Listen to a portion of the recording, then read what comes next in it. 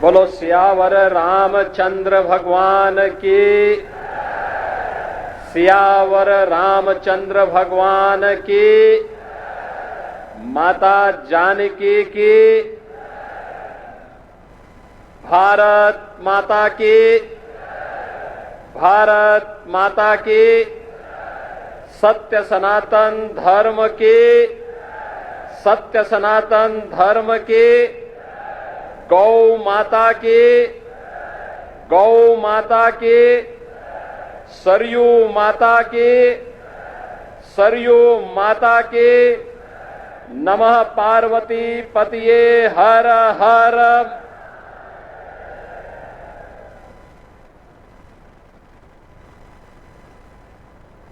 अवध तहां जहां राम निवासो, तहां ही दिवस जहां भानु प्रकाशो।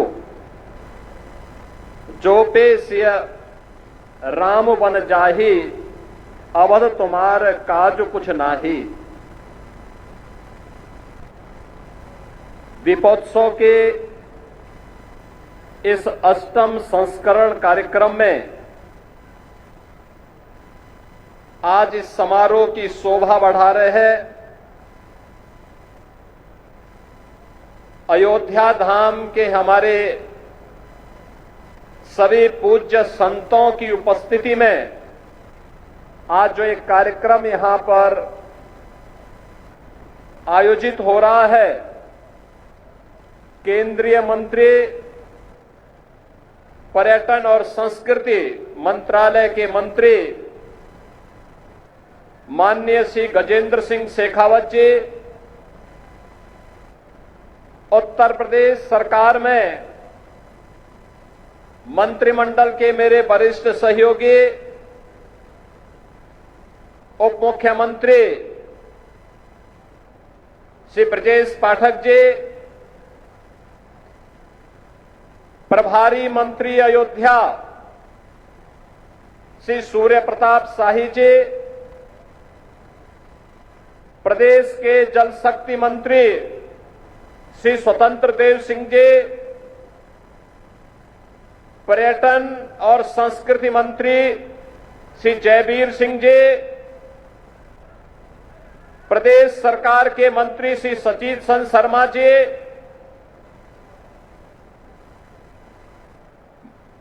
विधायक श्री वेद प्रकाश गुप्ता जी,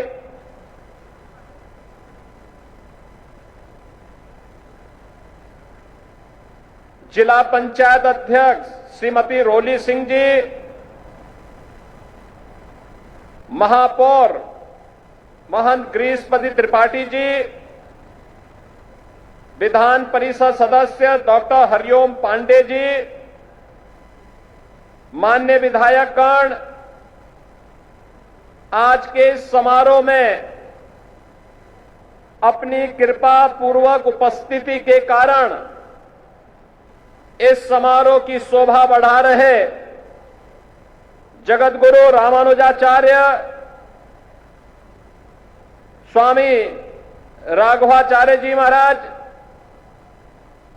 जगतगुरु रामानुजाचार्य स्वामी विश्वेश प्रपन्नाचार्य जी महाराज,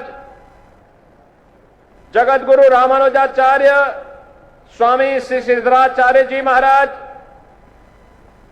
जगतगुरु रामानंदाचार्य श्री राम दिनेशाचार्य जी महाराज,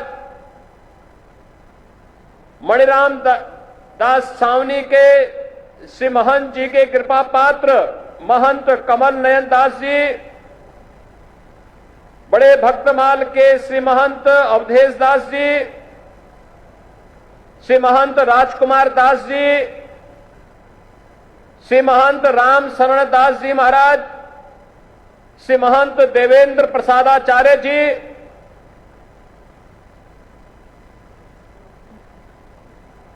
श्री महंत भरत दास जी, श्री महंत धर्मदास जी, जगतगुरु श्री सतवा बाबा महामंडलेश्वर महंत संतोष दास जी, महंत रामदास जी महाराज, आज के इस कार्यक्रम में उपस्थित अयोध्या के हमारे सभी पूज्य संतजन, उपस्थित भक्तगण, प्रदेश सरकार के हमारे सभी वरिष्ठ अधिकारीगण और प्रदेश के अंदर जहां कहीं भी लोग इस आवाज को सुन रहे हैं, उन सबको भी मैं आज के इस ऐतिहासिक दिन की हृदय से बधाई देते हुए आप सबका मैं अभिनंदन करता हूं। बहनों और भाइयों, ये सचमुच हमारे लिए अत्यंत आह्लादित करने वाला क्षण है। याद करिए, आज से 8 वर्ष पूर्व ये 8वां संस्करण है दीपोत्सव का, और प्रथम संस्करण में जब हम लोग आए थे, राम कथा मंडप भी छोटा था, भीड़ में उत्साह था, लेकिन एक ही स्वर गूंजता था, और वह स्वर एक ही गूंज रहा था, एक ही नारा लग रहा था। वह नारा था, चाहे वह संतों की ओर से, चाहे वह भक्तों की ओर से, एक ही नारा था कि योगी जी एक काम करो, मंदिर का निर्माण करो। एक ही स्वर गूंज रहा था, और मैंने उनको उस समय कहा था, विश्वास करिए, विश्वास करिए, ये जो दीप आपके द्वारा जलाए जाएंगे केवल दीप नहीं है, ये सनातन धर्म का विश्वास है। प्रभु राम की कृपा अवश्य बरसेगी। 500 वर्षों के बाद वे अपने धराधाम पर अपने काज को प्रारंभ करने के लिए अवश्य कृपा बरसाएंगे। आप कार्य करिए, कृपा भगवान की अपने आप बरसने वाली है, और हम सब आभारी हैं प्रधानमंत्री मोदी जी के, जिनकी दूरदर्शी सोच के कारण 5 अगस्त 2020 को जब दुनिया कोरोना महामारी के सामने पस्त थी, तब भारत के यशस्वी प्रधानमंत्री अयोध्या धाम में आकर के अपनी विरासत के प्रति कृतज्ञता का भाव व्यक्त करने के लिए अयोध्या आकर के उन्होंने राम मंदिर की आधारशिला का कार्यक्रम अपने कर कमलों से संपन्न किया था। और यह वर्ष अयोध्या के लिए अद्भुत है, अनुपम है, अलौकिक है, अद्वितीय है। जब इस वर्ष 22 जनवरी 2024 को अयोध्या धाम में 500 वर्षों का इंतजार समाप्त करके 500 वर्षों का इंतजार समाप्त करके एक बार फिर से रामलला अपने धाम में, अपनी जन्मभूमि में विराजमान होकर के दुनिया के अंदर पीड़ित और प्रताड़ित लोगों को संदेश दे गए हैं कि कभी भी अपने पथ से विचलित मत होइए, संघर्ष का रास्ता अपनाइए, सफलता जरूर प्राप्त करेगी, सफलता जरूर प्राप्त होगी। यह अवसर है हमारे पास उन सभी आत्माओं को स्मरण करने का जिनका पूरा जीवन राम जन्मभूमि आंदोलन के लिए, प्रभु राम की कृपा का प्रसाद प्राप्त करने के लिए समर्पित था। मैं इस अवसर पर उन सभी पूज्य संतों को नमन करता हूं, उन सभी हुतात्माओं के लिए जिन्होंने 3.5 लाख की संख्या में अपना शहादत दे करके एक ही तमन्ना के साथ वे इस धराधाम से विदा हो गए कि चाहे जैसे भी हो, हमारे बलिदान की कीमत पर ही सही, लेकिन अयोध्या में राम मंदिर का निर्माण होना चाहिए। उनका संकल्प पूरा हुआ। अयोध्या में राम मंदिर का भव्य निर्माण का कार्य पूरा हो चुका है। रामलला फिर से अयोध्या धाम में फिर से विराजमान हो चुके हैं। लेकिन रामलला के विराजमान होने के बाद इस दीपोत्सव का पहला अवसर है। इससे पहले हम लोग बोलते थे और जो कहा सो करके दिखाया भी था। बहनों और भाइयों, ये डबल इंजन की सरकार जो बोलती है वो करके दिखाती है। अकेले अयोध्या धाम के विकास के लिए, जिस अयोध्या में 2017 के पहले बिजली नहीं मिलती थी, यहां की सड़कों की स्थिति, यहां के घाटों की स्थिति, यहां के मठ और मंदिरों की स्थिति, और जिन लोगों ने राम को ही उपेक्षित कर दिया था और जिन लोगों ने भगवान राम के अस्तित्व पर ही प्रश्न खड़ा किए थे, वे केवल भगवान राम के ही अस्तित्व पर प्रश्न नहीं खड़ा कर रहे थे, वे सनातन धर्म के अस्तित्व पर प्रश्न खड़ा करते थे। वे आपके अस्तित्व पर खड़ा करते थे प्रश्न, वे आपकी विरासत पर प्रश्न खड़ा करते थे।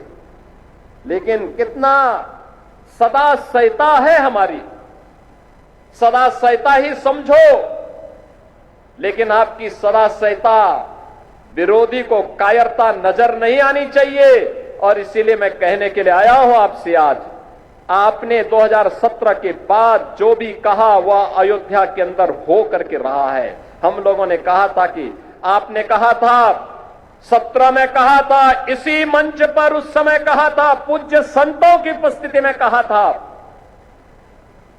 कि योगी जी एक काम करो, मंदिर का निर्माण करो। बहनों और भाइयों, मंदिर का निर्माण तो हो गया है, रामलला भी विराजमान हो गए। इसी मंच से मैंने और मेरे सहयोगियों ने भी और आदरणीय प्रधानमंत्री जी ने भी आपको कहा था, अयोध्या को दुनिया की सुंदरतम नगरी बनाएंगे। आज अयोध्या चमक रही है, दुनिया अयोध्या की ओर आ रही है। 31,000 करोड़ रुपए की लागत की परियोजनाएं या तो पूरी हो गई है या जिन पे कार्य युद्ध स्तर पर चल रहा है। और बहनों और भाइयों, इससे भी आगे जाकर के भी इस पे कार्य होने हैं। ये तो एक शुरुआत है, शुरुआत। अयोध्या एक शुरुआत है सनातन धर्म के लिए। विरासत और विकास के प्रधानमंत्री मोदी जी के विजन को जमीनी धरातल पर उतारने के लिए, उस अभियान को वैश्विक मंच तक ले जाने के लिए आज काशी हमारी चमक रही है। भव्य और दिव्य काशी के दर्शन दुनिया कर रही है। आज हमारा अयोध्या धाम जो भी आता है, मैंने 22 जनवरी को दृश्य देखा है, 23 जनवरी को मैंने वह दृश्य देखा है, जब देश भर से आए हुए श्रद्धालु अयोध्या में भगवान राम के मंदिर का दर्शन करते थे। उनके आंखों में खुशी के आंसू थे। कोई पिलर को पकड़ करके आंसू बहाता था और कोई जमीन पे लेट करके भगवान को भी दंडवत करता था, उनके सामने शीश नवाता था, लेकिन अपने अश्रु बहा करके खुशियों को भी उजागर करता था। बहनों और भाइयों, वह सभी दृश्य मैंने अपनी आंखों के सामने अयोध्या के अंदर देखे हैं और मैंने उन लोगों के भी काले कारनामे देखे हैं जिन्होंने राम भक्तों के लहू से अयोध्या को और सरयू मैया को लहूलुहान किया था। वह दृश्य भी हम लोगों ने अयोध्या के अंदर देखा है और इसीलिए मैं आपको एहसास कराने के लिए आया हूं। आज हमने जो कहा, ये डबल इंजन की सरकार ने जो कहा था वह तो करके दिखा दिया। अब अयोध्या की बारी है। अयोध्या को फिर से अपने आप को साबित करने की बारी है। और याद रखना, ये मां सीता की अग्नि परीक्षा बार बार नहीं होनी चाहिए। हमें इस अभिशाप से निकलना ही होगा। अयोध्या को भव्य और दिव्य रूप देना ही होगा। इसके लिए अयोध्या वासियों को एक बार फिर से आगे आना होगा और इसी के लिए आज हम आपको एहसास कराने के लिए आए हैं। ये जो कार्यक्रम इतनी भव्य रूप में यहां पर आयोजित हो रहे हैं, ये जो स्वरूप है अयोध्या का, ये बदलावा स्वरूप आज दुनिया को अपनी ओर आकर्षित कर रहा है। कोई सोचता था अयोध्या में 4 लेन की सड़कें होंगी, धर्म पथ के नाम पर होंगी, राम पथ के नाम पर होंगी, भक्ति पथ के नाम पर होंगी, जन्मभूमि पथ के नाम पर होंगी। कोई जानता था इतने फ्लाईओवर अयोध्या के अंदर बनेंगे? कोई कभी कल्पना करता था कि अयोध्या जहां 4 घंटे 5 घंटे बिजली नहीं मिलती थी, जो लोग आपको बिजली के लिए तरसाते थे, सड़ी हुई गर्मी में तरसने के लिए छोड़ देते थे, वे भी आज राम की दुहाई दे रहे हैं। जो लोग राम जी की बेड़ी में सड़े हुए जल में आपको स्नान करने के लिए मजबूर कर देते थे, वे भी आज अयोध्या आकर के अपना ताल ठोकना चाहते हैं। लेकिन हम लोगों ने तो राम जी की बेड़ी को ऐसा बना दिया, एक तरफ से आज पानी आता है और दूसरी ओर निकल जाता है। ऐसे लगता है जैसे हरिद्वार की राम जी की बेड़ी आज हर जी की बेड़ी बनकर के यहां के भक्तों को तार रही हो। आज अयोध्या को देश की पहली सोलर सिटी बना दिया गया है। और याद करिए, हजारों वर्ष पहले भगवान राम पुष्पक विमान से अयोध्या आए थे और तब से अयोध्या में फिर से विमान नहीं उतर पाया था। बहन और भाइयों, मोदी जी की कृपा से अयोध्या इस अभिशाप से मुक्त हुआ। अयोध्या में इंटरनेशनल एयरपोर्ट बना, पूरे देश की कनेक्टिविटी अयोध्या के साथ जुड़ी। जिन लोगों को कार्य नहीं करना था, पहले राम के अस्तित्व पर प्रश्न खड़ा करते थे, उससे पहले राम भक्तों पर गोली चलाते थे, जब एयरपोर्ट का निर्माण कार्य प्रारंभ हुआ तो उन्होंने कहना प्रारंभ कर दिया कि साहब ये किसानों का शोषण हो रहा है। जब यहां पर मंदिर, यहां सड़क के चौड़ीकरण का कार्य प्रारंभ हुआ, उन्होंने कहा साहब व्यापारियों का शोषण हो रहा है। मुझे बताओ, अगर हम 4 लेन की सड़क नहीं बनाते, 4 लेन की सड़कें यहां की नहीं बनती, तुझे लाखों श्रद्धालु आ रहा है, क्या यह अयोध्या में सुरक्षित यात्रा कर पाता, यहां दर्शन कर पाता? क्या अयोध्या में इतना इंफ्रास्ट्रक्चर आजादी के बाद जिन लोगों ने प्रदेश में और देश में शासन किया, उन्होंने क्या इस प्रकार का इंफ्रास्ट्रक्चर दिया था क्या कि यहां पर लाखों श्रद्धालु आकर के दर्शन कर पाता? एवरेज 1 लाख श्रद्धालु वर्तमान में है और पीक सीजन में यह 5 लाख और कभी कभी 35 लाख तक पहुंचता है। बहनों और भाइयों, यह जो कार्य हुआ है, जिन लोगों को नहीं करना था वे प्रश्न पहले खड़ा करते थे आपके अस्तित्व के लिए, राम भक्तों पर गोलियां चलाते थे। और आज जब विकास हो रहा है तो विकास में किसी प्रकार से बैरियर बनना है, लेकिन अयोध्या को छेड़े बगैर हम लोग इन बैरियर्स को भी हटा रहे हैं। ये बैरियर भी हट रहे हैं, ऐसे ही हट रहे हैं जैसे उत्तर प्रदेश को माफिया से मुक्त करके उत्तर प्रदेश को एक सुरक्षित प्रदेश बनाया गया है। सनातन धर्म के बैरियर को भी, सनातन धर्म के मार्ग के बैरियर भी हटाने हैं। जो लोग सनातन धर्म पर बार बार प्रश्न खड़ा करते हैं, उनको मैं बोलना चाहता हूं, सनातन धर्म ने कभी किसी का अहित नहीं किया, किसी का अहित नहीं किया, सबको गले से लगाया। दुनिया की कोई ऐसी जाति, कोई ऐसा मत, संप्रदाय, सेक्ट नहीं जिसकी विपत्ति के समय सनातन धर्मावलंबियों ने उन्हें शरण देकर के फलने फूलने आगे बढ़ने का अवसर न दिया हो। विश्व मानवता आज भी इसके प्रति कृतज्ञता ज्ञापित करती है। लेकिन इस सेकुलरिज्म के नाम पर राजनीति करने वाले लोग आज सनातन धर्म पर कुठाराघात करके न केवल सनातन धर्म और भारत की आत्मा को लौलुहान करने का कार्य कर रहे हैं, बल्कि इसके नाम पर भारत के अंदर आतंकवाद और नक्सलवाद को लोग बढ़ाना चाहते हैं। क्या नक्सलवाद और आतंकवाद को हम बढ़ावा देना देंगे? फिर भगवान राम के 14 वर्षों के वनवास का परिणाम क्या है? और फिर बजरंगबली का मतलब क्या है? राम काज कीने बिनु मोहि कहां विश्राम। और हम लोग भी विश्राम नहीं लेने वाले हैं तब तक जब तक कि सनातन धर्म के मार्ग में जितने भी रोड़े हैं, जब तक इनको नामो निशान इनको समाप्त न कर दिया जाए। जो भी मानवता के मार्ग में, विकास के मार्ग में बैरियर बनेगा, उसकी वही दुर्गति होनी है जो उत्तर प्रदेश के माफियाओं की हुई है। और बहनों और भाइयों, अब अयोध्या से मैं यही कहना चाहता हूं कि अवसर है हम सब के लिए। अवधपुरी तो आज खुश है। अवधपुरी को उल्लास और उमंग के साथ जुड़ने की आवश्यकता है। और आज का दिन तो, ये दीपोत्सव तो अयोध्या की देन है।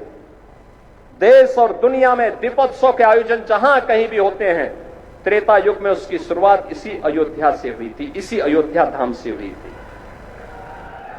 उसी स्मृति को जीवंत बनाए रखने के लिए हम लोगों ने इस कार्यक्रम को आगे बढ़ाया है। और उसी स्मृति को जीवंत बनाए रखने के लिए तुलसीदास जी ने भी कहा कि अवधपुरी प्रभु आवत जाने, वही सकल शोभा के खाने। यानी आज प्रभु आए हैं और यहां पर तो 22 जनवरी 2024 को प्रधानमंत्री मोदी जी के कर कमलों से जब रामलला का विराजमान हुआ था, अयोध्या धाम उसी प्रकार से जगमगा रहा था। और अयोध्या धाम ही नहीं, दुनिया के अंदर जहां कहीं भी सनातन धर्मावलंबी था, वह सर्वत्र सर्वत्र इसकी प्रशंसा हो रही थी, हर्षोल्लास के गान हो रहे थे, सर्वत्र लोग नतमस्तक थे इस बात को लेकर के कि वास्तव में भारत ने अपने लोकतंत्र की ताकत का एहसास दुनिया को कराया है। न्यायपालिका का फैसला, एक मजबूत सरकार कैसे उसको मजबूत तरीके के साथ शांतिपूर्ण और सौहार्दपूर्ण तरीके से जमीनी धरातल पर उतारती है, अयोध्या में राम मंदिर का निर्माण और रामलला का विराजमान होना इसका एक अप्रतिम उदाहरण है। और इसलिए यह कार्य यहां पे हो चुका है क्योंकि प्रभु ने स्वयं कहा है। अयोध्या धाम के बारे में तो भगवान राम ने स्वयं कहा है कि यद्यपि सब वैकुंठ बखाना, वेद पुराण विदित जुग जाना, अवधपुरी सम प्रिय नहीं सोहु, यह प्रसंग जानहि को। यानी उन्होंने कहा है कि यद्यपि सबने वैकुंठ की बहुत बड़ाई की है, यह वेद पुराणों में प्रसिद्ध भी है और दुनिया भी इसको जानती है, परंतु अवधपुरी के समान मुझे वह भी प्रिय नहीं, यह बात बिरले ही जानते हैं। क्योंकि जन्म भूमि मम पुरी सुहावनी, उत्तर दिशि बह सरजू पावनी। क्योंकि यह सुहावनी पुरी मेरी जन्म भूमि है। आप याद करिए, यह रामायण कहता है, यह हमारा रामचरितमानस कहता है, लेकिन जो लोग राम के अस्तित्व पर प्रश्न खड़ा करते थे, इन जन्मांतों को कभी ये दिखाई नहीं दे रहा था। ये राम के अस्तित्व पर प्रश्न खड़ा करते थे, कहते थे कि क्या अयोध्या में ही राम ने जन्म लिया है। ये प्रश्न खड़ा करते थे। ये प्रश्न केवल राम के लिए नहीं था, इस सनातन धर्म के लिए था, आपके लिए था, आपकी विरासत के लिए था, आपके पूर्वजों के लिए था। और तब भी हम मौन बने रहे।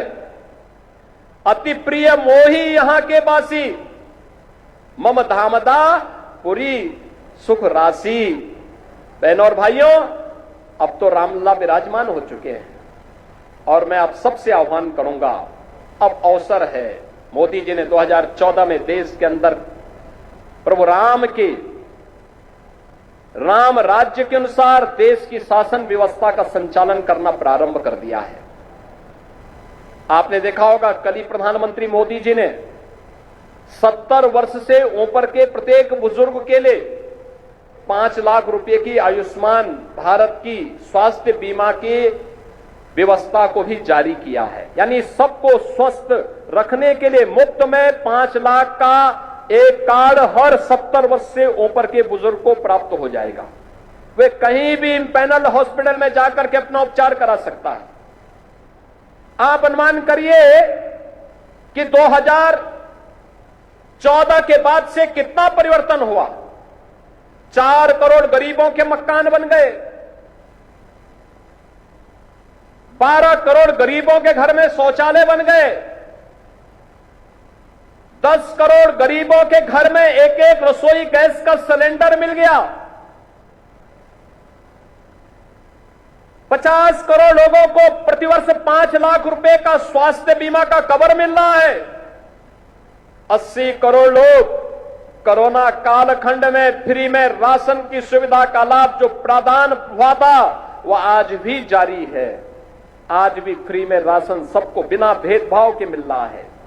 कोई भेदभाव तो मोदी जी के स्तर पर नहीं हुआ, न जाति के नाम पर, न मत के नाम पर, न मजहब के नाम पर, न क्षेत्र के नाम पर, न भाषा के नाम पर। कोई भेदभाव किसी के साथ नहीं हुआ। सबका साथ, सबके विकास का यह भाव, ये वही भाव है जो हमारा रामचरितमानस भी कहता है। यानी भगवान राम के राजगद्दी पर बैठने के बाद क्या हुआ था? दैहिक दैविक भौतिक तापा, राम काज नहीं काहू व्यापा, सब नर करहि परस्पर प्रीति, चलहि स्वधर्म निरत सुत नीति। बहनों और भाइयों, आज उसी तर्ज पर नया भारत चल रहा है। एक भारत श्रेष्ठ भारत की परिकल्पना, विरासत और विकास का एक अद्भुत संगम है, अद्भुत संगम है, और हम सब भारतवासियों की जिम्मेदारी बनती है। उत्तर प्रदेश देश की आबादी का सबसे बड़ा प्रदेश है। ये 25 करोड़ की आबादी अगर आगे बढ़ेगी, भारत आगे बढ़ेगा, भारत का विकास आगे बढ़ेगा। और विरासत और विकास के इस अद्भुत समन्वय के लिए ही आज यह प्रयास प्रारंभ हुआ है। कहीं काशी में, कहीं अयोध्या में, कहीं मथुरा वृंदावन में, कहीं बरसाना में, कहीं कुशीनगर, कपिलवस्तु और श्रावस्ती में, संकिसा में, कौशांबी में, ये सर्वत्र इस प्रकार के विकास के कार्य, विरासत का संरक्षण करते हुए निरंतर चल रहे हैं। ये निरंतरता जारी रहेगी। नैमिषारण्य को भी हम लोग इसी भाव के साथ वैश्विक मंच पर लेके आ रहे हैं। नैमिषारण्य ये डबल इंजन की सरकार, भारत के ज्ञान की साधना की वह स्थली, जहां पर भारत का वैदिक ज्ञान लिपिबद्ध हुआ था। 88,000 ऋषियों ने कई वर्षों की साधना के बाद उसे लिपिबद्ध करने का काम किया था। आज उस नैमिषारण्य पर भारतीय जनता पार्टी के डबल इंजन की सरकार कार्य कर रही है। और वहां के साथ ही सुख तीर्थ, कोई भी भागवतकार तब तक कथा व्यास नहीं बन सकता जब तक कि सुख तीर्थ में जाकर के अपनी कथा का वाचन न कर ले। आज उस सुख तीर्थ के विकास का कार्य हो रहा है। नमामि गंगे में विरल गंगा, निर्मल गंगा का काम हो रहा है। हर घर नल की योजना के माध्यम से हर घर में शुद्ध पेयजल उपलब्ध करवाने का कार्य भी हो रहा है।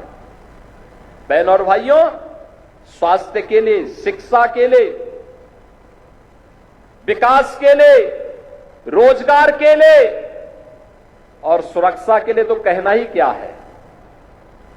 बड़े बड़े गुंडे और दुर्दांत माफियाओं के ऊपर जब बजरंग बली की गदा चलती है ना, तो वे भी वैसे ही तड़पते हैं जैसे खर और दूषण तड़पते हुए मारे गए थे। और इसलिए बहनों और भाइयों, हम सबका संकल्प होना चाहिए। ये शुरुआत है, शुरुआत, और इस शुरुआत को मंजिल तक पहुंचाना है। मंजिल का लक्ष्य प्रधानमंत्री मोदी जी ने आप सबके सामने दिया है, और मंजिल का लक्ष्य है 2047 में जब ये देश अपनी आजादी का शताब्दी महोत्सव मनाए, तब कैसा भारत हो। जैसे अयोध्या है, ऐसे ही काशी में भी दिखना चाहिए, ऐसे ही मथुरा में भी दिखना चाहिए। बोले वृंदावन बिहारी लाल के, और ऐसे ही काशी में भी हो हर हर महादेव के गुंजायमान से काशी बाबा विश्वनाथ धाम भी गूंजना चाहिए। विकास सर्वत्र हो, आदि दैविक आदि भौतिक और आध्यात्मिक किसी प्रकार के दुख और दरिद्रता के लिए कोई जगह न हो। ये नया भारत उस दिशा में मजबूती के साथ कदम उठा रहा है, और उसी का आह्वान करने के लिए आज मैं आपके पास आया हूं कि प्रभु की कृपा। और मैं सचमुच समझता था कि मैं एक बात देख रहा था कि कैसे होगा, जिस दीपोत्सव के कार्यक्रम को दुनिया की सदी की सबसे बड़ी महामारी कोरोना नहीं रोक पाई, इस बार कैसे होगा। प्रभु ने अपनी लीला दिखाई, इस बार भी हम सब यहां पर उपस्थित हो गए। और इस बार तो श्रृंगवेरपुर में भी यह कार्यक्रम आयोजित होने जा रहा है। अभी यहां पे हमारे डिप्टी सीएम श्री केशव प्रसाद मौर्य जी भगवान राम को वहां रिसीव करके भरत मिलाप के कार्यक्रम में माल्यार्पण करके सीधे श्रृंगवेरपुर गए हैं। श्रृंगवेरपुर में भगवान राम और निषाद राज के मैत्री का मिलन का संगम स्थल, यहां का जो हमारा रेन बसेरा बन रहा है वह निषाद राज के ही नाम पर बन रहा है, बन करके तैयार हो चुका है। और एयरपोर्ट का नामकरण महर्षि वाल्मीकि के नाम पर हो चुका है। पहले ही महर्षि वाल्मीकि के प्रति कृतज्ञता ज्ञापित की गई। बहनों और भाइयों, 2025 का वर्ष हमारे लिए महत्वपूर्ण है। प्रयागराज में महाकुंभ का आयोजन होने जा रहा है। करोड़ों श्रद्धालु आएंगे, देश और दुनिया से आएंगे। उन करोड़ों श्रद्धालुओं के लिए अयोध्या धाम को आपको तैयार करना होगा। आतिथ्य का अद्भुत उदाहरण उत्तर प्रदेश वासियों को, देशवासियों को प्रस्तुत करना है। और आज उसी का आह्वान करने के लिए आया हूं। मैं आपको आश्वस्त करना चाहता हूं इस बात के लिए, विरासत और विकास का जो कार्यक्रम प्रधानमंत्री मोदी जी के नेतृत्व में प्रारंभ हुआ है, यह उत्तर प्रदेश में रुकने नहीं पाएगा, डिगने नहीं पाएगा। उत्तर प्रदेश के अंदर अपनी विरासत का संरक्षण करते हुए विकास की गंगा मां सरयू की कृपा से, प्रभु की कृपा से निरंतर आगे बढ़ती रहेगी। इस विश्वास के साथ मैं आप सभी प्रदेशवासियों को और सभी सनातन धर्मावलंबियों को आज के इस अवसर पर प्रभु राम के अयोध्या धाम आगमन की स्मृति में आयोजित इस दीपोत्सव के भव्य कार्यक्रम के अवसर पर मैं हृदय से बधाई देता हूं, पूज्य संतों का अभिनंदन करता हूं। हमारे अतिथि के रूप में यहां पर भारत सरकार के पर्यटन और संस्कृति मंत्री माननीय श्री गजेंद्र सिंह शेखावत जी, जिन्होंने अयोध्या के विकास के लिए भी, नेमिस के विकास के लिए भी और प्रयागराज के विकास के लिए भी कल ही उस कार्य योजना को अपनी स्वीकृति दी है कि पर्यटन विकास के और भी कार्य होने चाहिए उत्तर प्रदेश के अंदर। उन सब के लिए, ब्रिज क्षेत्र के लिए भी अपनी सहमति दी है। आज स्वयं इस दीपोत्सव कार्यक्रम में हमारे मुख्य अतिथि के रूप में यहां पर उपस्थित हुए हैं। मैं उनका, आप सभी श्रद्धालु जनों का हृदय से अभिनंदन करता हूं। आज यहां पर हम लोग अभी राम जी की पेड़ी में आप पूज्य संतगण जन और श्रद्धालु जन जाएंगे। याद रखना, हमारी सबसे बड़ी ताकत है अनुशासन। उत्साह होगा लेकिन अनुशासन के दायरे में होगा। वह अनुशासन दिखना चाहिए। इस विश्वास के साथ मैं आज के इस अवसर पर आप सबको दीपोत्सव का, दीपावली का हृदय से बधाई देता हूं।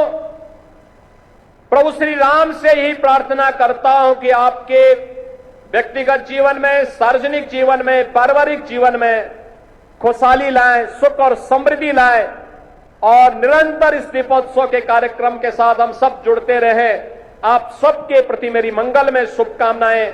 आप सबके प्रति मेरी हार्दिक बधाई और शुभकामनाएं। धन्यवाद। जय हिंद। जय जय श्री राम। जय जय श्री राम।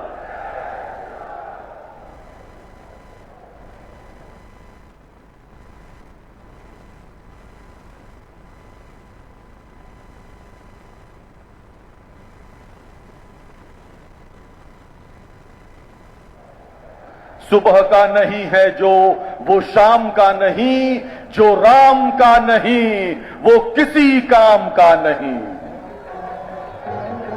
मित्रों, अब से बस थोड़ी ही देर में राम कथा पार्क में आयोजित कार्यक्रम के पश्चात जो ये कार्यक्रम यहां पर चल रहा है,